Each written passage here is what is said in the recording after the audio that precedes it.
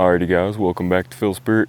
Today, I might be solving a lot of your problems. So there's one thing that I've realized recently that heavily affects my shooting.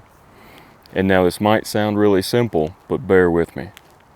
Your anchor point. And I know you've heard it a million times. However, there is a big kicker in all of this. A lot of people will tell you that anchor point is important. A lot of people will tell you have a multi-point anchor point.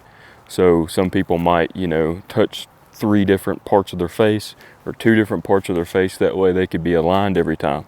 And while, being anchored to here, to here, to here, to here, to here, to here makes a big difference, one thing that people usually don't teach about anchor point that makes an even bigger difference, I feel, is how much pressure you have between your hand and your face. Now, a lot of people won't go that detailed into it. They'll just say, pick an anchor point that works for you. Find multiple points on your face to touch. That way it's more consistent every time. But it's deeper than that. A lot of the times, if I come out here and I bear down on that anchor point, so if I draw the bow back and hit anchor and then jump my face down into it, did you notice how far my head went like this? How far my head comes down from whenever I just touch my face. So if I just come back and touch my face, this is where I'm at. If I come back and bear my face down into it, I've dropped my head position like that, which is drastically closing the distance between my eye and the arrow, even though I'm touching the same parts of my face. In that bearing down and movement of your head, if you do that every time, who's to say you're putting the same amount of pressure between every shot? Who's to say that in different scenarios and different angles, you're even going to be able to put that amount of pressure? Say you're in a hunting scenario and you're bent down and you're canted the bow more than, you normally would. Imagine all of a sudden now you have to bear down into that anchor, and since you're at such an odd position, you can't put that much force down into your anchor point. Your shot's going to be off. Typically, it's probably going to be higher. But in my case, that difference in pressure in my anchor changes my shot from even at 10 yards from this far to the left, and then dead on a target. A lot of the times, I have a bad tendency to really bear down into that, and for me, it creates an unclean release too. I typically pluck the string, or my fingers don't come off cleanly. And in that, you're going to have misses just from the unclean release. But on top of that, it's changing my sight picture from an arrow that's coming out like this to doing this. So instead of hitting this far from where the arrow tip's at, I'm going to hit this far from where the arrow tip's at. And for me, I don't like that. I just like to barely touch my face. So say I don't shoot for 3-4 days, and then I come out here and just naturally I bear down into that anchor. Number one, I'm probably going to drop my head, and number two, I'm changing that angle from here to here. And that distance is enough to make a big difference if you're hunting small game. And here recently, I've been trying to hunt groundhogs with my bow, and that plays a huge factor. If a groundhog standing broadside, standing up on his hind legs, he's this wide.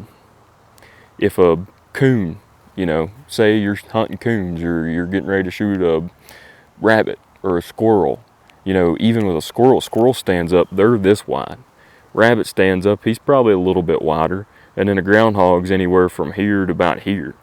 So that difference of this to this, you're looking at a difference of that, you might completely miss or just graze what you're shooting at, which, even in the idea of big game hunting, if you're looking at that much of a difference of, where you're hitting, that's 2 lobes of a deer's lungs or a bear's lungs. A bear's organs are even smaller.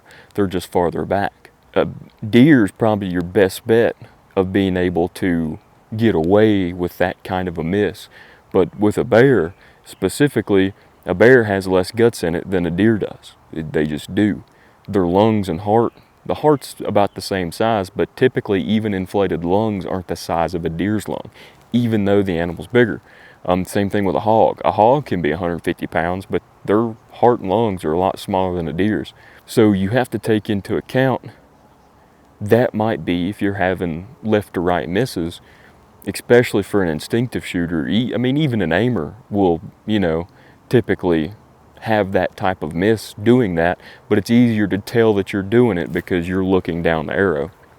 As an instinctive shooter, I don't pay attention to where my arrow tip's at, so when I'm missing left, I'm just thinking, oh, it's, I just need to get more practice in because my feel's off. Over time, I've come to realize I'll start shooting left or right or whatever, and I'll realize I'm putting too much pressure or not enough pressure into my face. And, that comes down to preference. As I shoot, I anchor typically pretty far outside of my face, and I don't cant the bow over crazy. So that arrow is at this angle in my eyesight. So my impact point is going to be over here. It's not going to be straight above the arrow. It's going to be over here. But I like it that way because as my body is aligned, it gives me that point of reference for my point. Because although the arrow is above the swag of my thumb right there, I'm pointing my knuckle at the target. So if my impact is above my pointer finger, then it's essentially just like I'm picking the bow up and pointing my finger at the target. And if that's where my impact is, or that's where my impact point is, if that's where my impact is, then, oh my gosh, I did it again. My impact point is, then typically I can just feel like I'm pointing my finger at the target, and I'm gonna be pretty close to where I wanna hit. But that's if I barely push into my face. And what I mean by barely is whenever I draw the bow and come back, I typically just set my hand down there until it touches. I don't push into my face at all. I just touch my face in its natural state. If I push into my face, then it completely changes the angle of that arrow and completely throws off where I'm hitting. And hunting small game, that makes a big difference. And then if you're shooting competitively at a target, that's a 10 ring to a 8 to a 7 to a 6. So that plays a big factor. And just over the course of watching videos and learning on my own, I've realized a lot of people don't talk about that pressure. The only video I can recall that mentioned it was Clay Hayes. He mentioned it in a video but didn't go over it thoroughly, just mentioned that he stopped bearing down into his anchor because it was creating misses. That's an older video, I'm pretty sure. If I'm thinking correctly, it's had to have been at least like 3-4 years ago. Now I might be wrong, my time scale could be completely off, but that's the only video I can recall that mentions pressure in your anchor point and not just where your anchor point's at. And especially for people who anchor at the corner of their mouth, one thing you're going to be doing is manipulating your skin. Your skin moves. So if you just pick the corner of your mouth, you can stretch it all the way back to here, or you can just touch it, or you can pull it down and up. So that's going to make a big difference in where you're hitting. But not only that, as if one shot you're barely touching the corner of your mouth, and then the next shot you're dragging it back. You're even farther than just this far off. You're this far off and that far low or high.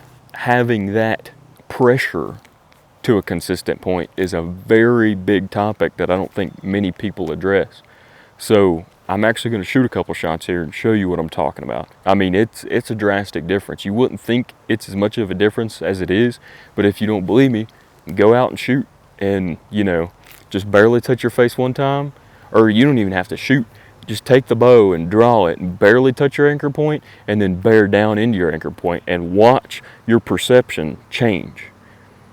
And then you'll realize, oh man, that makes a huge difference in my sight picture. So at 10 yards, if it's that far off, at 30 yards, you're probably about right here. From a deer hunting standpoint or a big game hunting standpoint, that's enough to go from shoulder to hind end, and that's not what we want. So I can give you something to remedy it.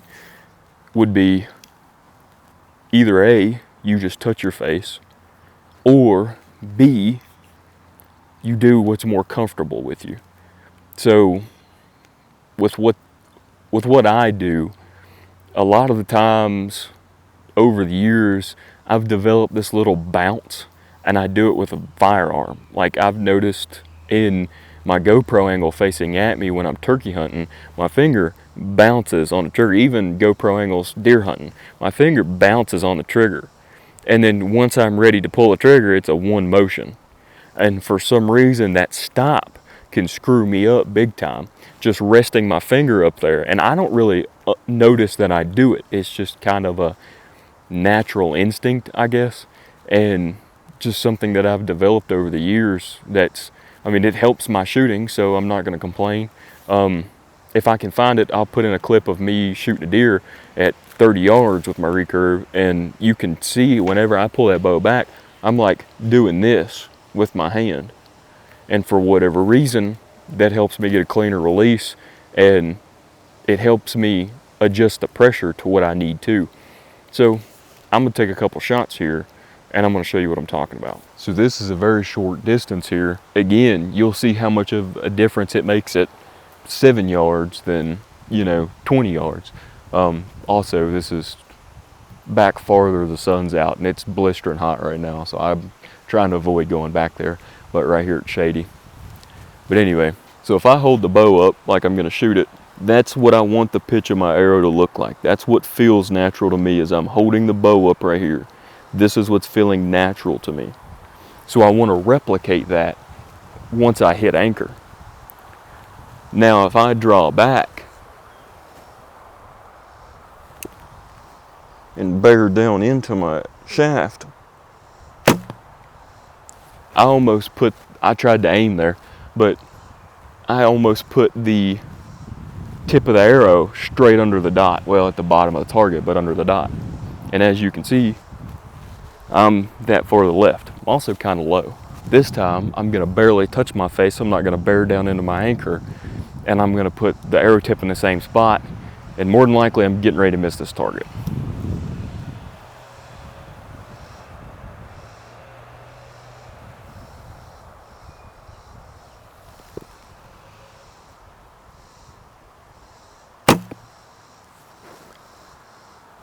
I'm still to the left. I'm not that far left. Had I been back about 15 yards, I probably would have missed. As you can see, look at the height difference as well. The height difference makes a huge difference in that little time frame there.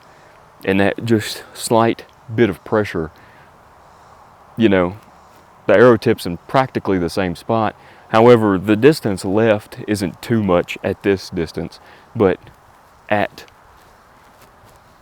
what is this, 7 yards, 8 yards, it made probably a 5 to 6 inch high and low difference from taking my face to here to here. So my preferred sight picture would be about like that right there.